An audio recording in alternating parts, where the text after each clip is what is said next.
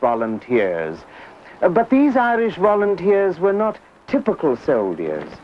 They were a strange collection of visionaries and idealists dedicated to the freeing of Ireland from all alien exploitation. Nevertheless, indeed because they were more poet than soldier, at about midday on Easter Monday, April the 24th, 1916, about 300 of these Irish patriots marched through Dublin under the eyes of the English army and occupied a number of the main buildings. They set up their headquarters here in this General Post Office, Dublin, and they called themselves, for the first time, the Irish Republican Army, the IRA. Amongst the rebels in here was Michael Collins, now a very young staff captain. The truth is that very few of the Irish nation supported this quixotic revolt. The vast majority of the Irish people thought of these revolutionaries as a scandalous joke. Indeed, it was as much a shock to the Irish people generally as it was to the English army when it dawned on them what was going on. Suddenly, a flag, the Irish tricolour, went up.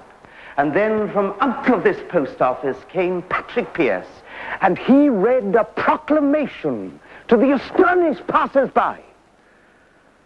Irish men and Irish women, in the name of God and of the dead generations from which he receives her own tradition of nationhood, Ireland through us summons her children to her flag and strikes for her freedom. We pledge our lives and the lives of our comrades in arms to the cause of its freedom. Signed on behalf of the Provisional Government of the Irish Republic.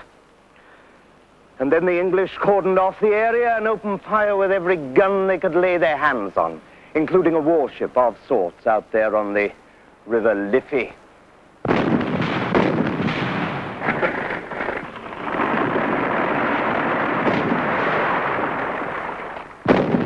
Soon they were dead and dying inside this post office, but to the English army's astonishment, the poets and the lawyers and the school teachers hit back and inflicted heavy casualties.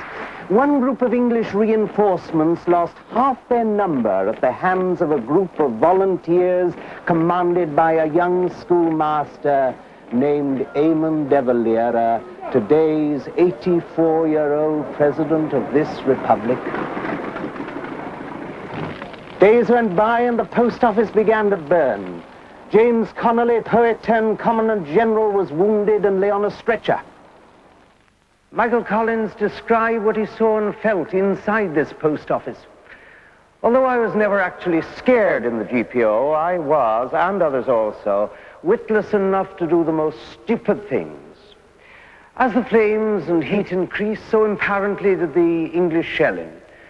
Machine gun fire made escape more or less impossible. Not that we wished to escape. No man wished to budge. In that building, the defiance of our men and the gallantry reached unimaginable proportions.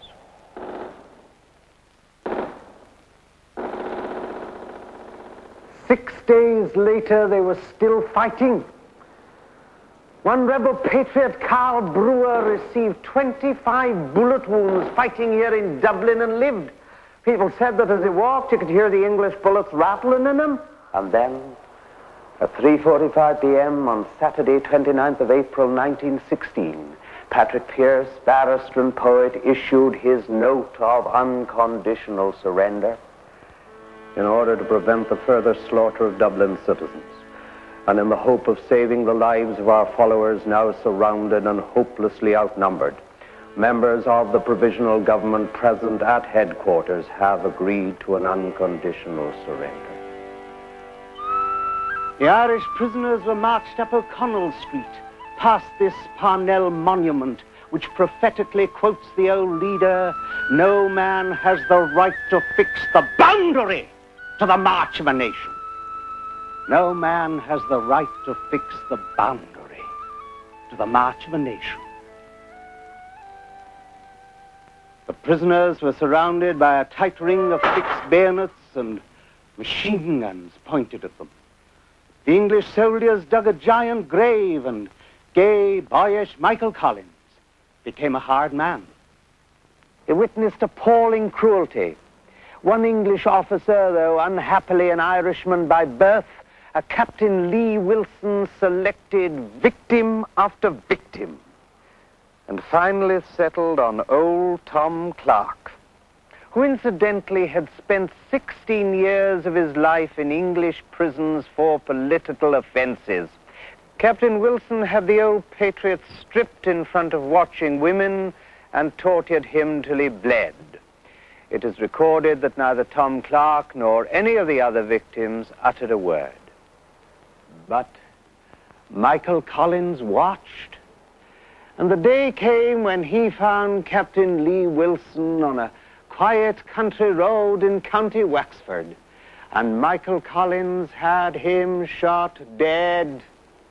The executions which Michael Collins carried out against the English later were never without a terrible reason. We must give him credit for that. And then the detectives of G Division, the political division of the Dublin police, began to make their personal selections for the firing squads. For some extraordinary reason, the English authorities allowed Eamon de Valera to slip through their lethal net. They selected Michael Collins, but with hair-raising coolness, he quietly walked away from the condemned group, and in this way saved his life. English imperialism was to regret that bit of gentle audacity. The English took Michael Collins with 238 other prisoners to Stafford Prison, England, and then, to my country's shame, to Frongoch prison camp in North Wales. Eamon de Valera they put into Dartmoor prison with a life sentence. The others, including Patrick Pearse, James Connolly, and old Tom Clark, here in Kilmainham jail, without much more ado, they shot. Mortally wounded Connolly, incidentally, they shot tied to a chair. With what bearing did the Irish fighters die here in front of the English firing squads? Old Tom Clark wrote that the Irish patriots who have died before me have inspired me with sufficient courage to walk part of the way along that road with an upright head. He and all the others considered their deaths here a very special honor.